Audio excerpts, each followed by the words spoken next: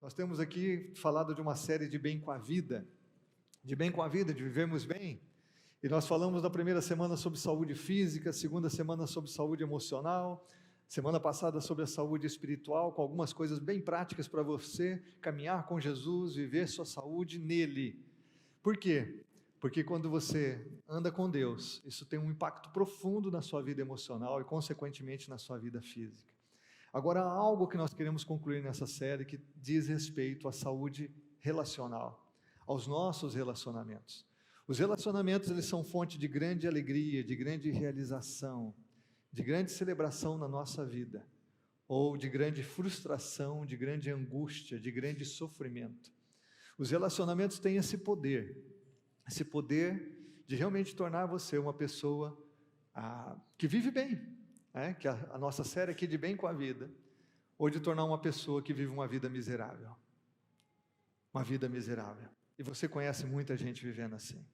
Exatamente por conta da forma como nós vivemos os nossos relacionamentos no dia a dia, muitas vezes a forma como eles foram construídos, a forma como nós aprendemos a nos relacionar com as pessoas a partir da nossa casa, da nossa família, da nossa cultura relacional dentro da nossa casa, e como isso vai se estendendo. E é aí que Jesus precisa entrar no nosso coração, irmãos, porque nenhuma família tem uma cultura, a cultura do reino na sua formação, a menos que Jesus esteja reinando nessa família. Nenhum casal tem isso.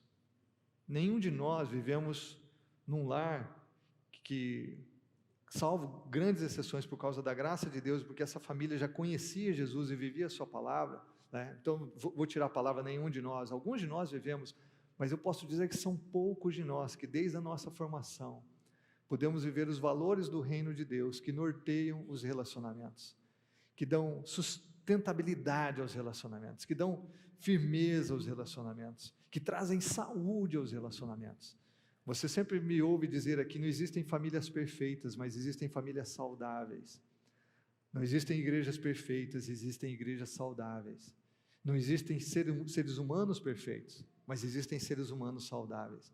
E é possível a gente viver num mundo em que as relações são tão complicadas, especialmente por causa do nosso próprio egoísmo, do nosso orgulho, mas também são complicadas pelos valores da sociedade e da cultura. Mas é possível viver num mundo assim, com saúde relacional. E eu quero convidar você a pensar comigo sobre isso nessa manhã, neste tempo que nós estamos juntos. Existem muitas pesquisas, se você clicar na internet, no Google, você vai ver muitas pesquisas que falam do impacto da saúde das relações, da saúde relacional, na saúde física das pessoas. Eu estava até lendo um artigo de algumas universidades na Inglaterra, que eles fizeram estudos com milhares de pessoas, falando dos profundos impactos na saúde física da gente, na nossa saúde, e dois grandes exemplos são como relacionamentos fortes, duradouros, saudáveis influenciam na queda de doenças cardíacas, doenças cardiovasculares. Estudos revelam isso. A outra coisa, uma pesquisa nesses últimos anos tem revelado que relacionamentos duradouros, saudáveis, equilibrados, também reduzem, o grau de demência nas pessoas. Nós estamos vendo assim uma epidemia dos dois lados, Nós temos hoje, e há muitas pesquisas hoje também sendo feitas sobre isso, muitas crianças, sofrendo com algumas debilidades emocionais e físicas, neurológicas, e nós temos também um avanço, até mesmo por causa da expectativa de vida, de as pessoas mais velhas sofrerem também a demência. E é interessante que a forma que essas pessoas convivem com outros tem uma influência, exatamente na sua saúde mental, na sua saúde psíquica, na sua saúde física. A forma como nós nos relacionamos com as pessoas, porque nenhum ser humano é uma ilha, todos nós fomos criados para relacionamentos, e como disse, ou eles vão ser fonte de saúde, ou eles serão fonte de doença, eles serão fonte de alegria, ou fonte de muita tristeza, fonte de prazer, ou fonte de muito sofrimento. E é por isso que a gente precisa da Bíblia, e ver como Deus nos capacita a deixar, heranças erradas que a gente recebeu da cultura ou da família, práticas relacionais que estão completamente equivocadas, que nos fazem sofrer e fazem outros sofrerem, e olharmos para a Bíblia e podemos também permitir que o Espírito Santo esteja produzindo em nós o caráter de Cristo, para que possamos viver aquilo que a gente identifica na Bíblia para a área relacional. Uma coisa interessante é quando você olha para Jesus. Jesus foi o ser humano mais pleno que viveu sobre essa face da terra. Como ele lidava nos relacionamentos, como ele lidava com as pressões, como ele lidava com as dificuldades, como ele lidava com os antagonismos, como ele lidava com as críticas, como Jesus lidava com os elogios, como Jesus lidou nas suas relações como filho de Deus, como ser humano 100% que ele era, e como nós podemos aprender com ele. Mas eu queria ir com você, para uma história lá do Velho Testamento, que nas últimas semanas, no meu devocional, eu li algumas semanas atrás, e essa história ficou muito no meu coração. Muitos de vocês conhecem essa história. É a história entre a Bela e a Fera, a história entre a Bela e a Fera, que está registrada lá em 1 Samuel, capítulo 25. Se você quiser abrir a sua Bíblia, ligar a Bíblia no seu smartphone, o texto vai estar no telão, e a gente vai ver sobre esta história da Bela e a Fera.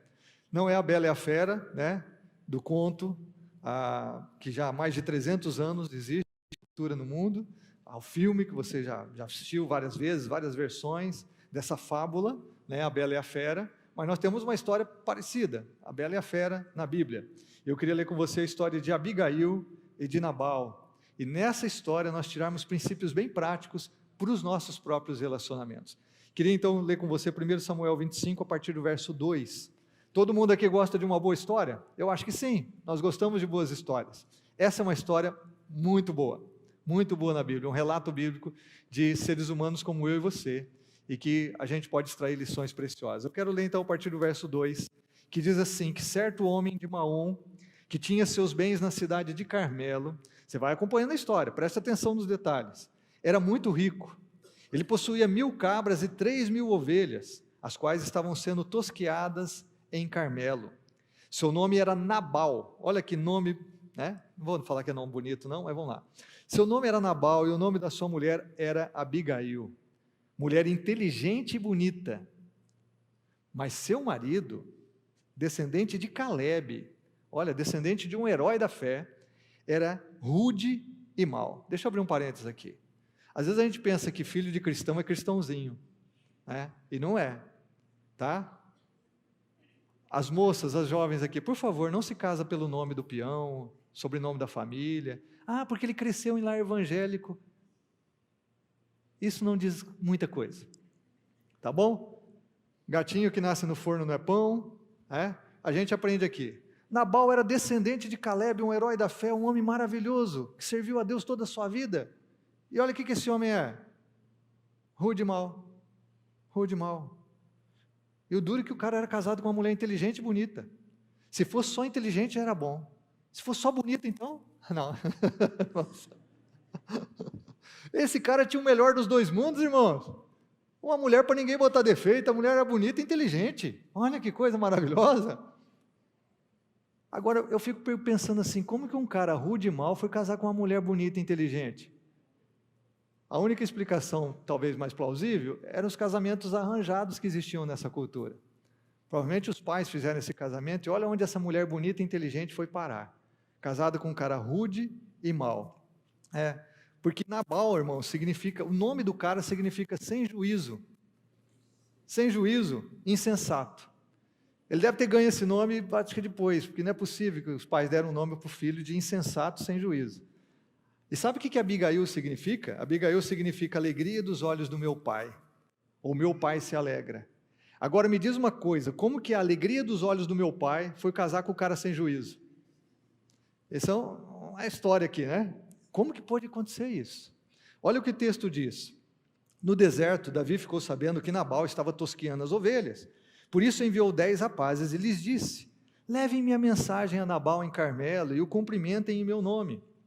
Digam-lhe, longa vida para o Senhor, muita paz para o Senhor e sua família, muita prosperidade para tudo que é teu. Sei que estás tosqueando tuas ovelhas. Quando os teus pastores estavam conosco, nós não os maltratamos e durante todo o tempo em que estiveram em Carmelo, não se perdeu nada que fosse deles. Pergunte a eles, e eles lhes dirão. Por isso, seja favorável, pois estamos vindo em época de festa. Por favor, dá a nós, teus servos, e a teu filho Davi, o que puderes. Os rapazes foram e deram a Nabal essa mensagem em nome de Davi, e ficaram esperando. Nabal respondeu então aos servos de Davi: quem é Davi? Quem é esse filho de Jessé? Hoje em dia muitos servos estão fugindo dos seus senhores. Por que deveria eu pegar meu pão e minha água, e a carne do gado que abati para os meus tosqueadores, e dá-los a homens que vêm não se sabe de onde? Então os mensageiros de Davi voltaram, e ao chegarem, relataram a ele cada uma dessas palavras. Davi ordenou aos seus homens o que, irmãos? Quando Davi ouve isso: ponham suas espadas na cintura. Assim eles fizeram, e também Davi. Cerca de 400 homens acompanharam Davi, enquanto 200 permaneceram com a bagagem. Deixa eu abrir um parênteses aqui. O que está acontecendo é a época de tosquia das ovelhas. Essa era uma época festiva, alegre, como a época das colheitas.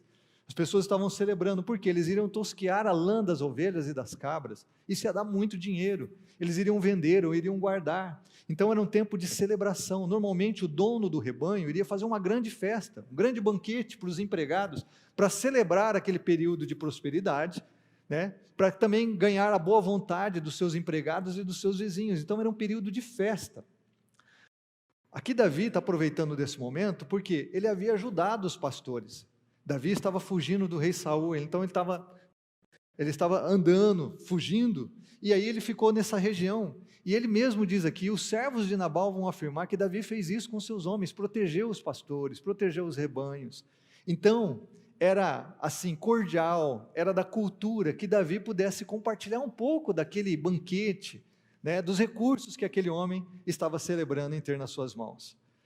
Algo interessante também é que Davi aqui já era o rei ungido de Israel. Ele não era rei de fato, mas o povo de Israel já sabia que Deus o havia ungido para ser o rei de Israel. Então seria uma razão mais para Nabal ser generoso e compartilhar parte daquilo que ele tinha com Davi e os seus homens. Agora olha o que acontece nessa história.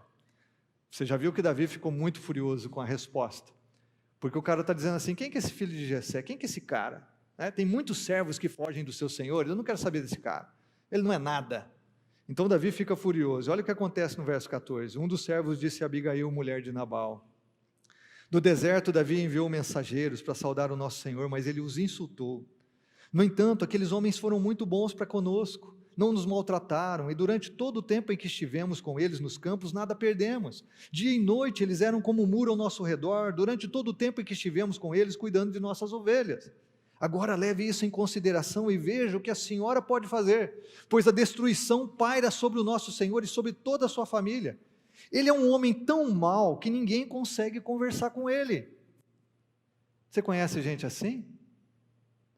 Gente que a gente não consegue conversar. Tão mau que ninguém consegue conversar com ele. Imediatamente Abigail pegou 200 pães, 2 vasilhas de couro cheias de vinho, 5 ovelhas preparadas, 5 medidas de grãos torrados, 100 bolos de uvas passas, e 200 bolos de figos prensados, e os carregou em jumentos. E disse a seus servos: vocês vão na frente, eu os seguirei.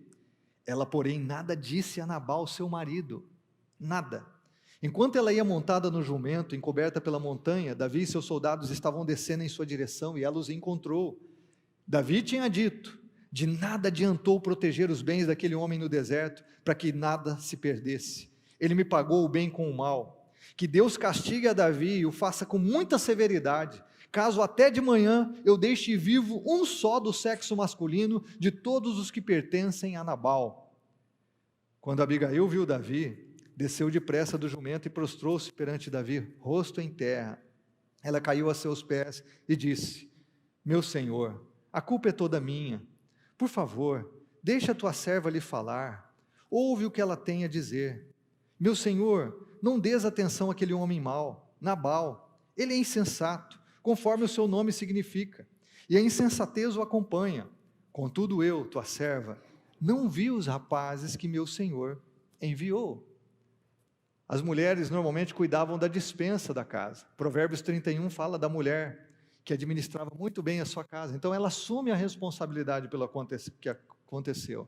E ela diz assim: agora, meu senhor, eu juro pelo nome do Senhor e por tua vida, que foi o Senhor, olha o que ela já está dizendo para Davi, foi o Senhor que o impediu de derramar sangue e de vingar-se com tuas próprias mãos.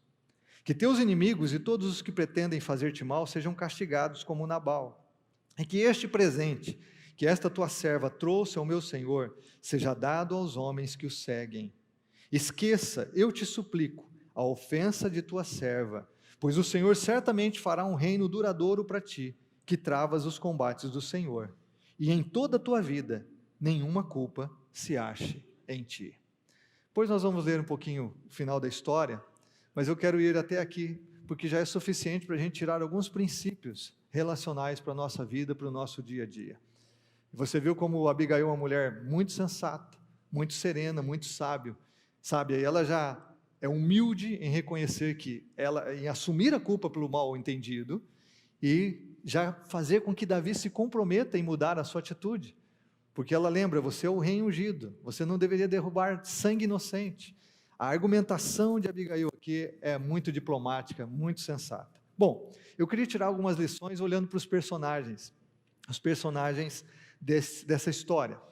Nós vamos olhar Nabal, Davi e Abigail, e é claro que eu vou me concentrar na mulher bela e inteligente que nós temos nessa história, né? Mas de Nabal, o que a gente pode aprender com esse camarada? Primeira lição que a gente pode tirar aqui para a saúde relacional é que a gente não deve ser mau e rude com as pessoas. Mau e rude com as pessoas.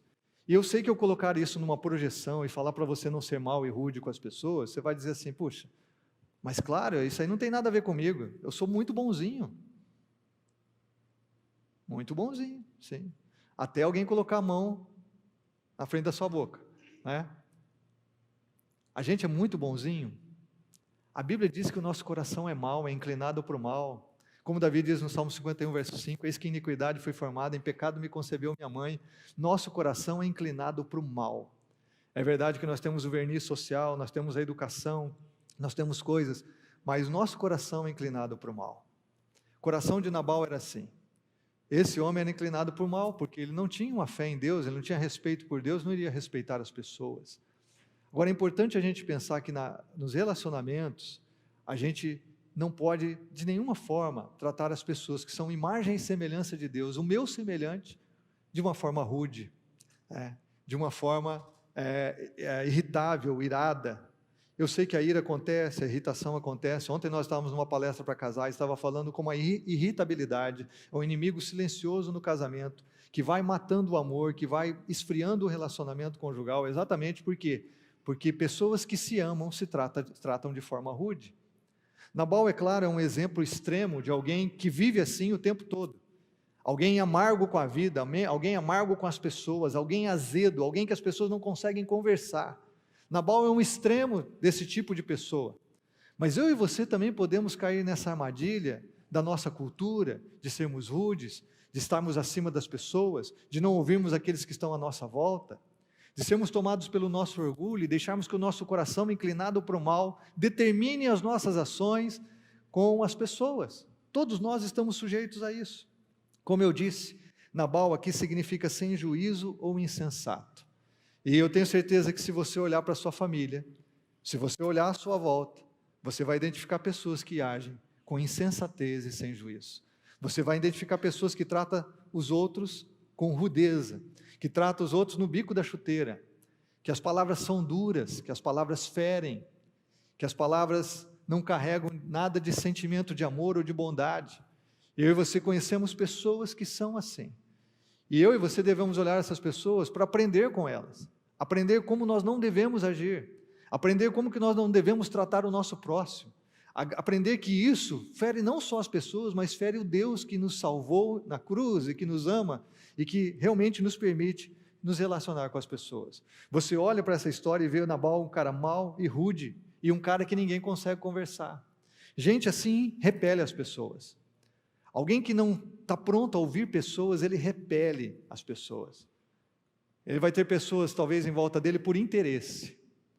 Talvez as pessoas que iriam celebrar nesse banquete com Nabal estavam lá por causa da tosquia das ovelhas, por causa do banquete que seria oferecido.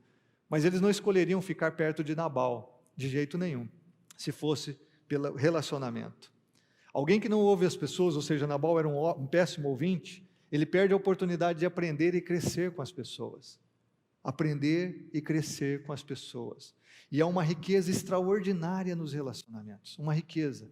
Pessoas que estão sempre prontas a ouvir, prontas a aprender com o outro, são pessoas mais ricas, que são enriquecidas no seu dia a dia, nas relações interpessoais.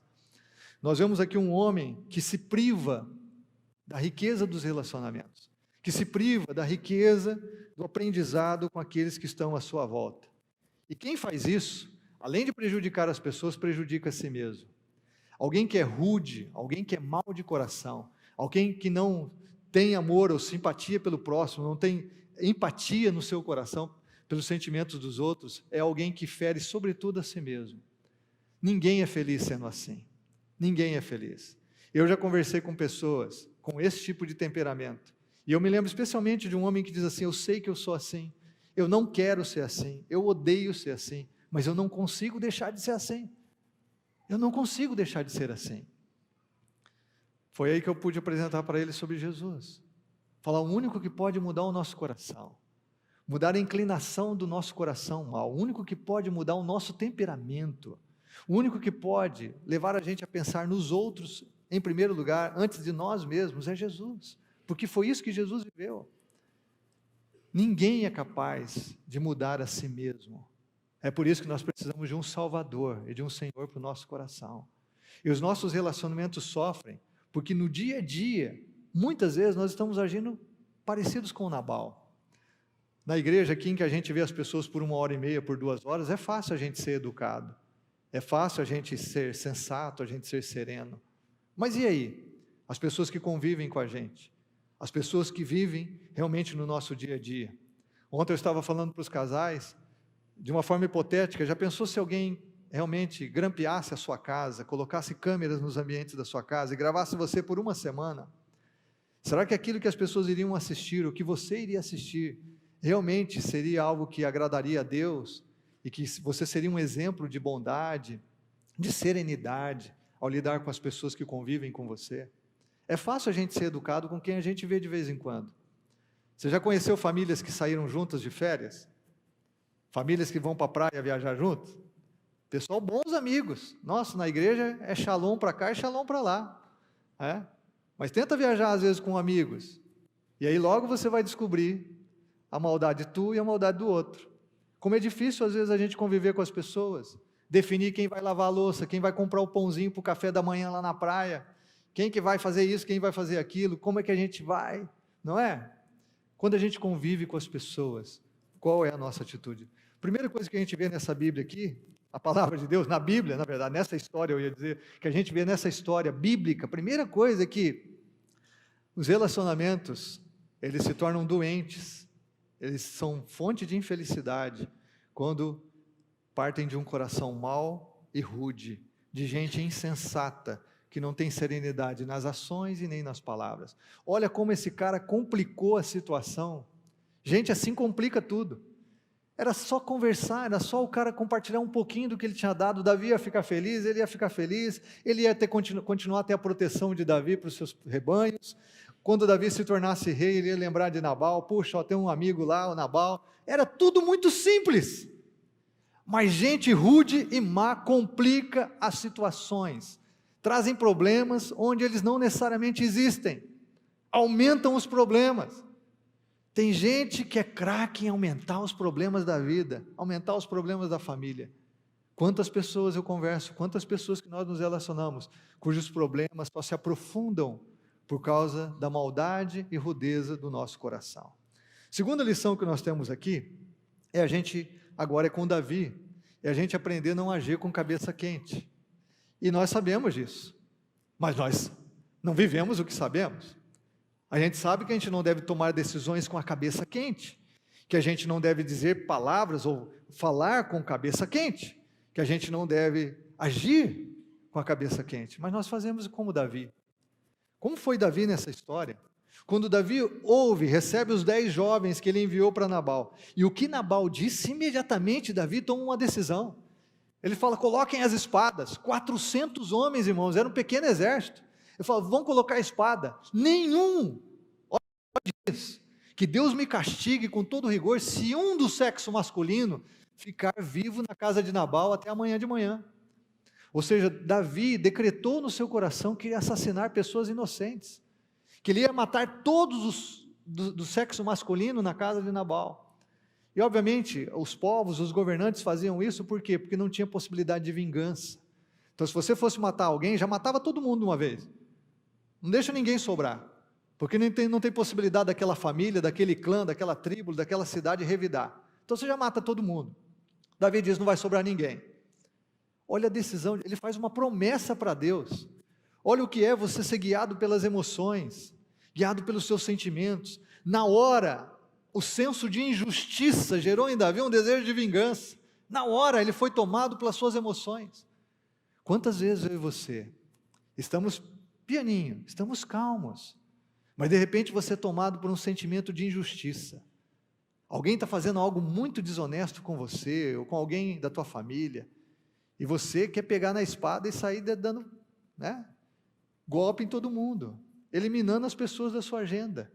Obviamente nós somos mais educados que Davi, vivemos uma outra cultura, onde a coisa não é decidida ao fio da espada, e nós acabamos não eliminando as pessoas literalmente, às vezes a gente até gostaria, mas a gente acaba não eliminando as pessoas literalmente, mas a gente risca da nossa agenda, a gente risca da nossa vida. Por quê? Porque nós agimos com base nas emoções. Irmãos e amigos, quantas pessoas você conhece que se arrependem amargamente porque tomaram decisões, fizeram escolhas, fizeram promessas, as quais não quiseram deixar de cumprir, no momento em que estavam de cabeça quente, com seus sentimentos aflorados, com as suas emoções fervendo dentro de si. Quantas pessoas? Quem de nós aqui já não tomou uma decisão errada? Quem de nós já fez uma coisa que nós nos arrependemos, que nós não gostaríamos de ter feito, mas fizemos, porque nós fomos tomados por um senso de injustiça, por um senso de vingança, onde nós permitimos que as nossas emoções nos guiassem? Quero perguntar para você aqui nessa manhã, como é que você tem tomado suas decisões? Irmãos, é comum até dentro da igreja, de vez em quando surge um irmão, não, porque eu vou sair da igreja, não, porque nunca mais converso com aquela pessoa. Mas por quê, irmão? Não, porque me fez isso, aquilo. Mas espera aí, considera a situação, olha o contexto, avalia as coisas. Gente que procura, não, porque eu vou me divorciar da minha mulher. Mas o que aconteceu? Aí a pessoa começa a colocar a situação. Você que está de fora, que não está tomado pelo calor da discussão, pelas emoções, você consegue olhar aqui e ver assim, mas espera aí, isso aqui é uma situação tão fácil de resolver, vocês já sentaram, conversaram? Não! Meu Deus do céu! Simplesmente guiado pelas emoções. As emoções são divinas, Deus nos fez com a capacidade de termos emoções e elas são uma bênção para a gente, mas elas também podem ser fonte de destruição. Quando a gente olha para Davi, um homem segundo o coração de Deus, o rei ungido de Israel, não aguenta ouvir um cara que diz que não vai dar pão para ele. Não aguenta ouvir um não. Quantos de nós que estamos aqui nessa manhã não conseguimos não ouvir um não? Está tudo bem nas amizades, está tudo bem sermos irmãos na fé, está tudo bem a gente ser da família, até que a gente ouve um não. Como é que você reage aos nãos das pessoas? Como é que você reage ao não da vida? E a vida é muitos nãos. E muitos de nós temos aqui uma responsabilidade com os nossos filhos, porque a nossa geração tem criado crianças que não sabem ouvir não. Nossa geração tem criado crianças que não sabem ser não atendidas.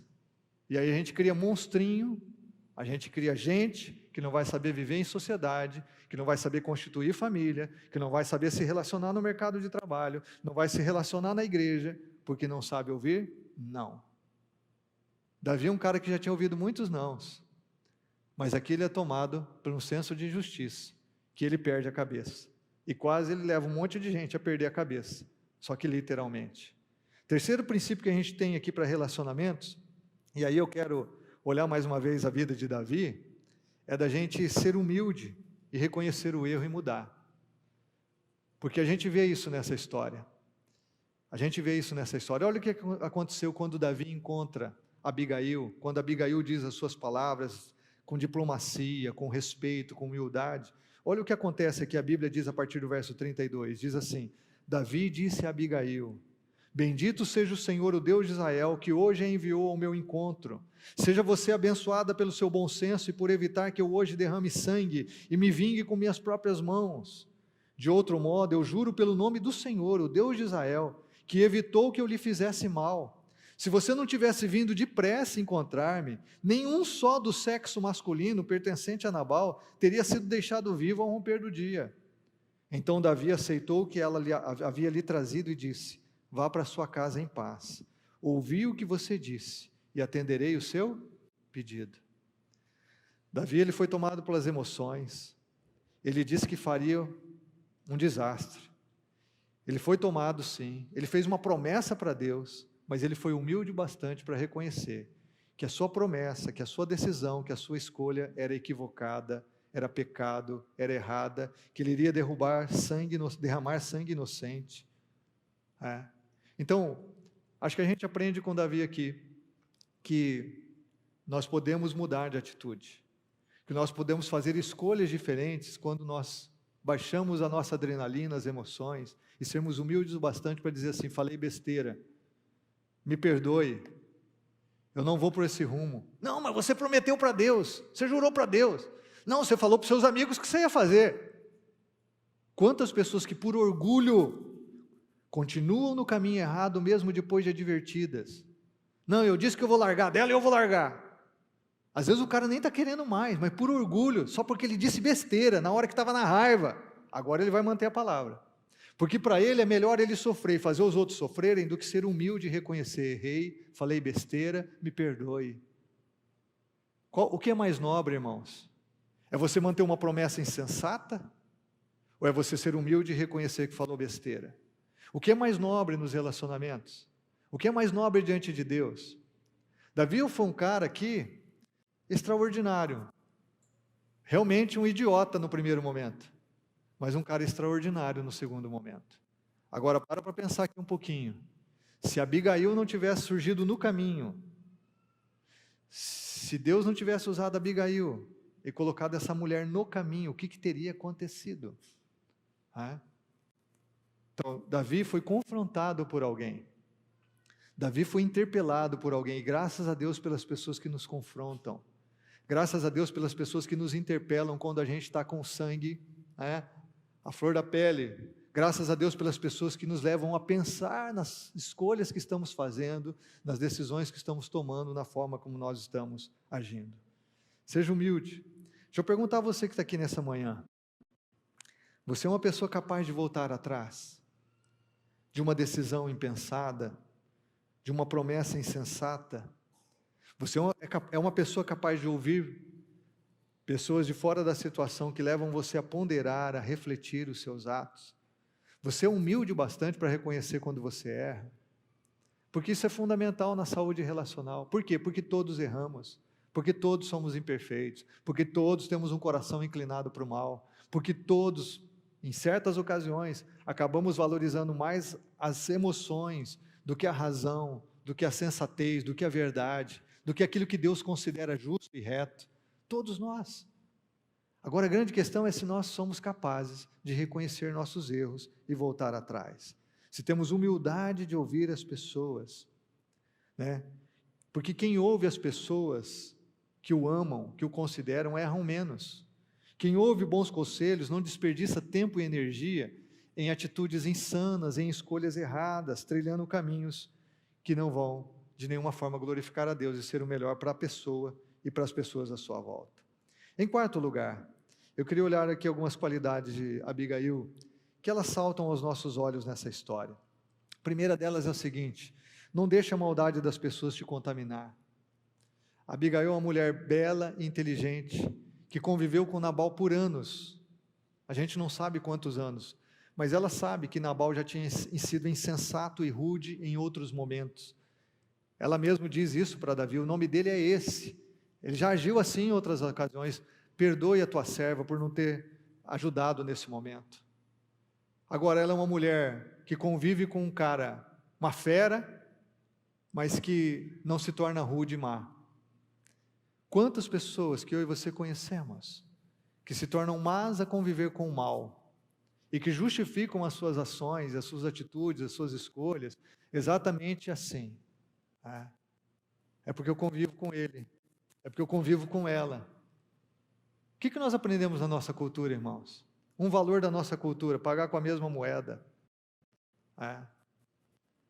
O valor da nossa cultura, não levar desaforo para casa. São valores da nossa cultura, e as pessoas vivem isso no dia a dia. Mas esses não são valores do reino de Deus. No reino de Deus, nós vencemos o mal com o bem. E Abigail é um exemplo de alguém que está vencendo o mal com o bem. Ela não está se tornando como o mal, ela não está se tornando como o outro. Não, ela continua sendo quem ela é, ela sabe quem ela é. Ela sabe das suas qualidades, ela sabe como Deus espera que ela se porte, ela continua a mesma pessoa, mesmo num contexto de maldade, de irritabilidade, de ira, de rudeza.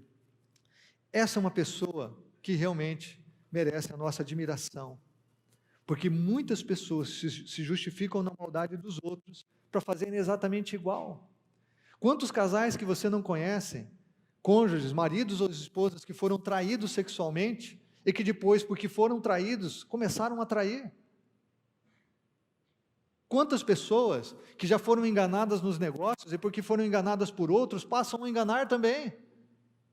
Quantas pessoas que receberam mentiras de outros, fofocas mentirosas, e que passam a fazer a mesma coisa com outros? Ou seja, os problemas só aumentam, as situações só aumentam. Quantos casais que vivem aquele ciclo do mal, que porque ela não faz, eu também não faço, que porque ela não me trata assim, eu também não trato ela, ou vice-versa, não, porque meu marido não fez isso, também eu não faço aquilo.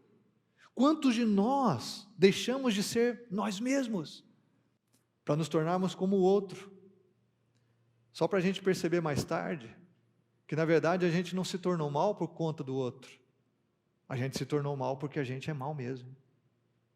Porque alguém que é bom de coração, alguém que tem um coração diante de Deus, alguém que tem um coração que realmente vive os valores do reino de Deus, ele não vai se tornar mal por conta de conviver com quem faz maldade.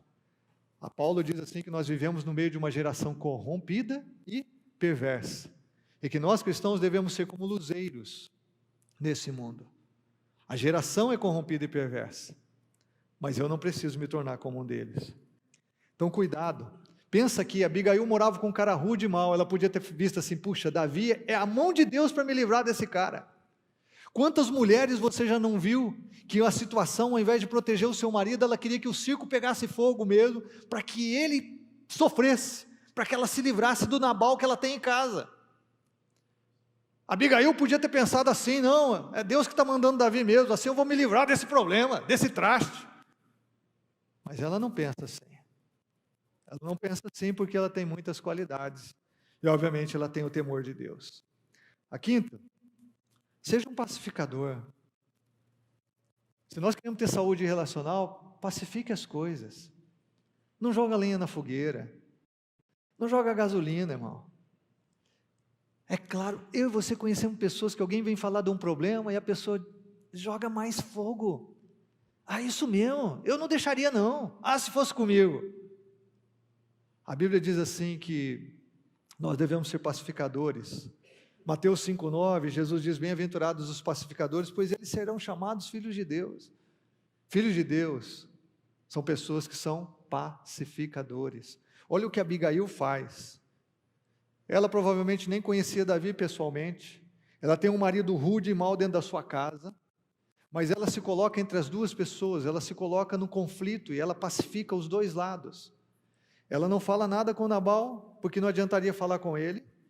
Ela chega diante de Davi com toda a diplomacia, com toda a educação, com todo o respeito e toda a humildade, e se coloca no conflito e consegue pacificar as duas partes. De fato, que o mal que já estava determinado a acontecer, deixa de acontecer. Abigail agiu assim. E provavelmente Abigail foi tão sábia com Davi, porque ela já tinha sido sábia em outras situações.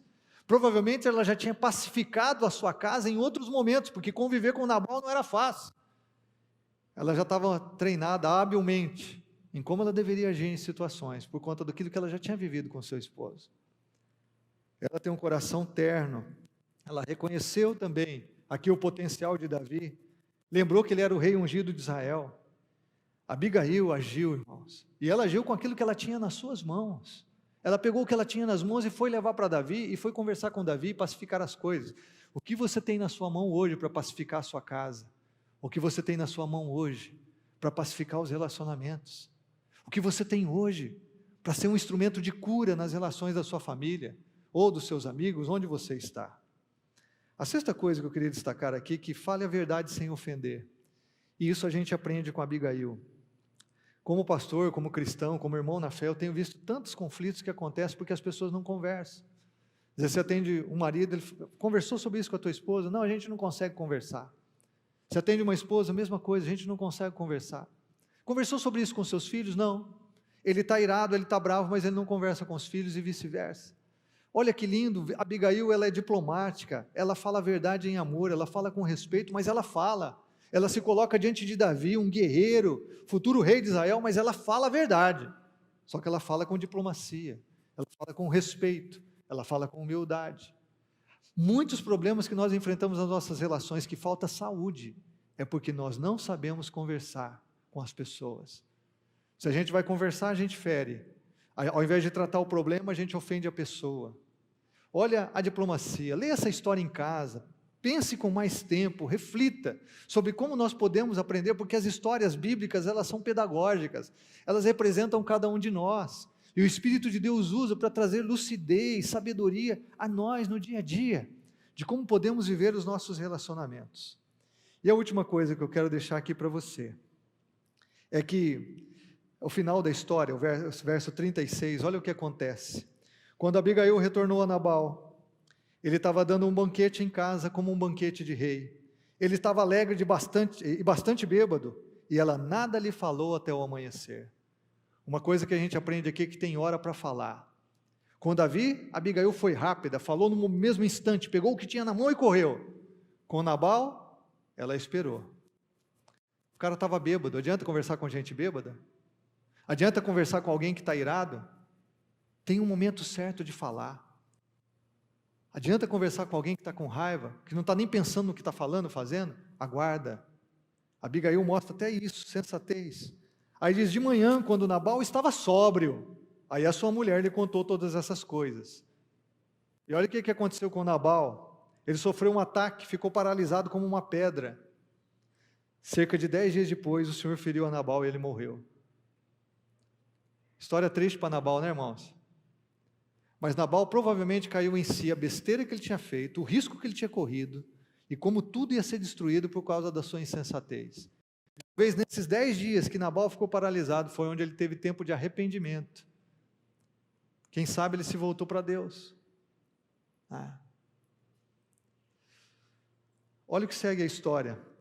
Quando Davi soube que Nabal estava morto, disse, bendito seja o Senhor, que defendeu a minha causa contra Nabal por ter me tratado com desprezo. O Senhor impediu seu servo de praticar o mal e fez com que a maldade de Nabal caísse sobre sua própria cabeça.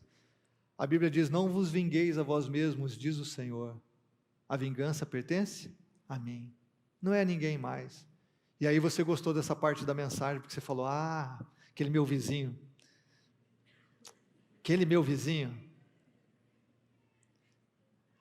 o dele está esquentando. Eu já pus ele na mão de Deus. Pode deixar. Ainda bem que ninguém pensou no cunhado mala. Então Davi enviou uma mensagem a Abigail, pedindo-lhe que se tornasse sua mulher.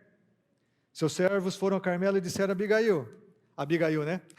Davi nos enviou você para levá-la para tornar-se mulher dele. Davi não era besta nem nada, né, meus irmãos? Só na verdade. Davi não era besta, não.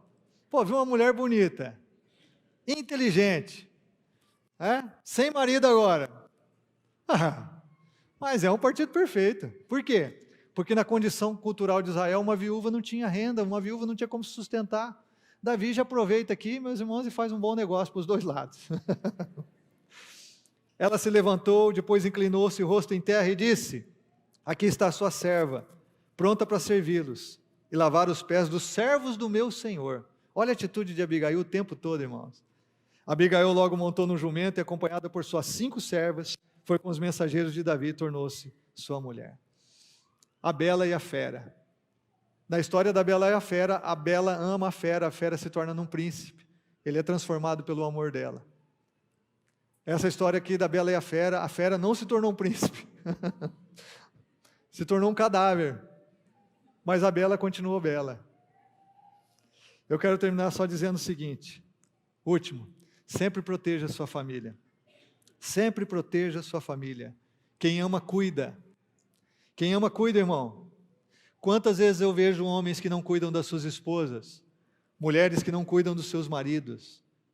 Aliás, as mulheres estão vendo tentação para o marido, conversas, coisas, e deixam a coisa acontecer. Quantos pais que não protegem seus filhos, estão vendo com amizades erradas, estão vendo que estão em lugares errados na internet de madrugada, e você não protege seus filhos. Quantos nós temos sido irresponsáveis com a nossa família? Irmãos, se nós queremos ter saúde relacional, é melhor você enfrentar o problema agora. É tratar com teu filho, é difícil, mas é por limites. Mas proteja a sua família. É melhor sentar com teu marido, com a tua esposa, ter a DR, discuta o relacionamento, enfrenta o problema. Por quê? Você vai gerar saúde, e não uma fachada, não uma mentira, não coisa adoecida dentro da tua casa. E você vai proteger aqueles que você ama e que Deus ama também.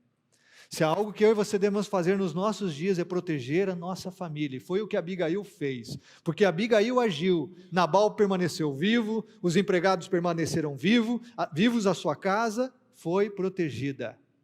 Porque uma mulher teve sensibilidade e coragem para agir diante de um problema. Vou pedir para você fechar os seus olhos e nós orarmos. E eu queria orar com você aqui, trazendo coisas práticas mesmo, mas dizendo sobretudo, que a gente só pode ter esse caráter de Abigail por causa de Jesus. E nesse texto, nós vemos que Abigail era uma mulher temente a Deus, porque ela afirma para Davi, eu sei que você vai ser o rei, eu sei que Deus te ungiu, que Deus tinha fé em Deus, ela confiava em Deus, ela era uma mulher de Deus, ela não era assim naturalmente, era por conta do temor de Deus no seu coração. Ela é exemplo para mim e para você hoje. Puxa, você está enfrentando um problema na sua casa, ore ao Senhor, busque o Senhor, coloque o seu coração diante dele, peça para Deus inclinar o seu coração ao amor, ao respeito, à serenidade, peça para Deus te dar o caráter de Cristo. Você está com um problema com seus filhos, com seus pais, com seus familiares, não feche os olhos, não tape o sol com a peneira, não, busque a Deus por você, e busque a Deus por sua família, proteja a sua vida, proteja as suas relações, elas são fonte de alegria ou de tristeza, de prazer ou de sofrimento, então proteja aqueles que você ama, proteja o seu coração da maldade, proteja o seu coração do desejo de vingança, proteja o seu coração, talvez você esteja aqui nessa manhã, nutrindo sentimentos amargos em relação a pessoas à sua volta, talvez você esteja aqui adoecendo na sua alma, talvez aqui o seu coração esteja ficando petrificado por más emoções, e você precisa pedir, Deus, salva o meu coração. Salva o meu coração. Não é elimina o Nabal da minha vida, porque Abigail não pensou nisso em nenhum momento. Mas é, Senhor, salva o meu coração. Transforma o meu coração. Que eu seja pacificador, uma pacificadora na minha casa, nas minhas relações, no meu local de trabalho. Que eu viva Jesus. Quem sabe você está aqui vivendo na tua força, renda seu coração a Cristo, renda seu coração a Jesus. Entregue-se a Ele nessa manhã. E porque você está entregando a sua vida, entregue a sua casa. Entregue as pessoas que você ama. E deixa Deus curar você, para que você seja instrumento de cura na vida dos outros. Deixa Deus te dar saúde espiritual, para que você tenha saúde relacional. E para que através de você a saúde chegue a outros corações. Senhor, nós oramos humildemente que seja assim por Tua graça sobre a nossa vida. Salva o nosso coração nessa manhã, no nome de Jesus.